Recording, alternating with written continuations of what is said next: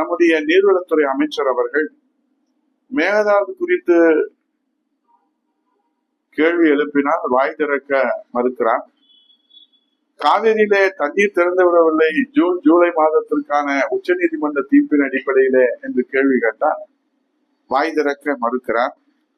இப்போது பாசன ஏரிகளிலும் அணைகளிலும் நீர் குறைந்திருக்கிறது, வறட்சியை நோக்கி அபாய கட்டத்திற்கு சென்று கொண்டிருக்கிறது தமிழகம் என்று கேட்டால் அதற்கும் வாய் திறக்க மறுக்கிறார்.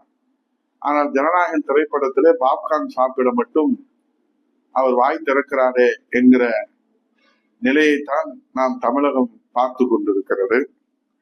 ஆகவே நம்ம முதல்வர் தான் இது குறித்து வாய் திறக்க மறுத்தாலும் நீர்வளத்துறை அமைச்சர் முஷியாவது இதற்காக வாய் திறந்து தமிழ்நாட்டு மக்களுக்காக என்ன நடவடிக்கைகள் தாவேக அரசு எடுத்திருக்கிறது என்று சொன்னால், இந்த வறட்சி அபாய நோக்கி சென்று கொண்டிருக்கிற தமிழகத்திற்கு ஒரு பாதுகாப்பு அரணாக தாவேக அரசினுடைய நடவடிக்கைகள் அமையுமா என்பதை பொறுத்திருந்துதான் நாம் பார்க்க வேண்டும்.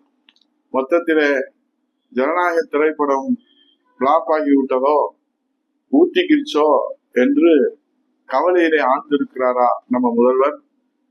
கவலையிலிருந்து வெளியே வருவதற்கு தமிழ்நாட்டு மக்கள் என்னதான் செய்ய முடியும் தெரியவில்லையே.